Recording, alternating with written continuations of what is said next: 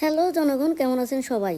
বাংলাদেশের মানুষের কথা আর কি কমু, যেমন তারা প্রশংসনীয় তেমন তারা সোশ্যাল মিডিয়ার উপরে নির্ভরশীল।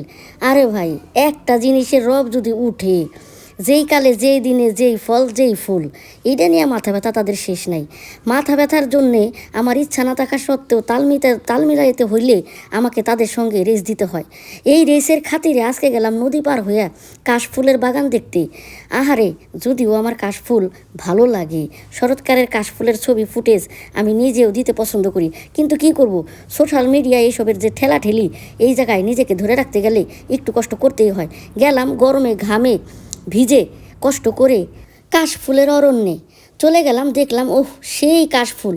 কিন্তু আমি আসার আগেই অনেক মানুষ এখানে উঠে সেখানে গিয়ে মারিয়ে তাদেরকে মুচড়িয়ে নষ্ট করে ফেলে রেখেছে অনেক কাশফুল। আহারে, তোরা যদি সৌন্দর্যকে সৌন্দর্যই মনে করিস, ভালোবেসেই যাস, তাহলে নষ্ট কেন করিস? এইভাবে নষ্ট করা তো ঠিক হয় না। তো যাই হোক, তোদের মন চায় দু একটা ছিঁড়ে একটু ছবি টবি তুলবি, কিন্তু এইভাবে যেখানে সেখানে যত্রতত্র ঘাসের মতো মারিয়ে একদম নুয়ে দিয়ে জিনিসগুলাকে সৌন্দর্য নষ্ট করার তো কোনো মানে হয় না। যাই হোক, আমি গেছি, আমারও ভালো লাগছে। যেই জায়গাটায় কাশফুলের বাগান, সেইখানে সুন্দর একটা পরিবেশ সৃষ্টি হয়েছে, পাশে নদী। আমি গিয়ে খুবই খোলামেলা একটা সৌন্দর্য উপভোগ করার একটা মুখ্য সুযোগ পেয়েছি, কোনো সন্দেহ নেই তাতে। আমি গিয়েও খুব খুশি হয়েছি, আনন্দিত হয়েছি, আর আপনাদেরকে দেখাতে পেরে আরও বেশি আনন্দিত হয়েছি। আমি দেখেন খুশিতে একদম পাখির মতো উড়ার মতো একটা অবস্থা সৃষ্টি হয়ে গেছে। ফুল জিনিসটা এরকম যে সেটা দেখলে শুধু শান্ত হয় না মানুষ, সেটাকে ছিঁড়তেই হবে, না ছিঁড়লে যেন পরিপূর্ণতা আসে না। তো দেখেন, সেও আমার জন্য এক পিস ফুল ছিঁড়ল, খুব একটা বেশি না।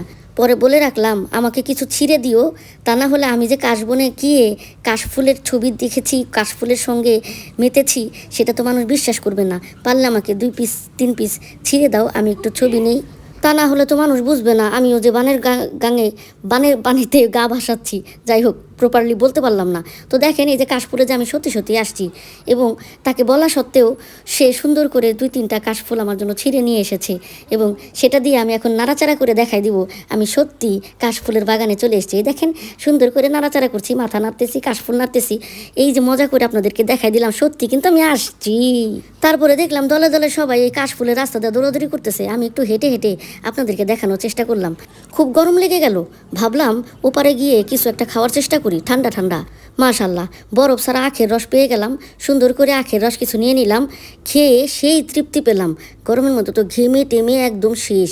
সেই মুহূর্তে যদি এরকম একটা মিষ্টি আখের রস, ন্যাচারাল জিনিস পাওয়া যায়, সেটা হলে তো মন্দ হয় না, তাই না? দেখেন আমার চেহারার অবস্থা কি হয়েছে। তারপরেও কি করলাম, সেই ফুল 3টা নিয়ে ইনাকে দিলাম। মহাশয় সুন্দর করে সুন্দর একটা জায়গায় বসে আছে। আমরা যেহেতু সুন্দর একটা জায়গায় গিয়েছি ছায়ার মধ্যে বসার জন্য, তাকে ফুলগুলো দিলাম। হয়তো জীবনেও সে কারো কাছ থেকে ফুল পায় নাই, আমার কাছ থেকে প্রথম পাইলো। তো যাই হোক, আজকের ব্লগটা এই পর্যন্তই। এইখানে সুন্দর একটা জায়গায় আসছিলাম, আপনাদের সঙ্গে শেয়ার করলাম অনেক কিছু। ভালো থাকবেন সবাই, আসসালামু আলাইকুম।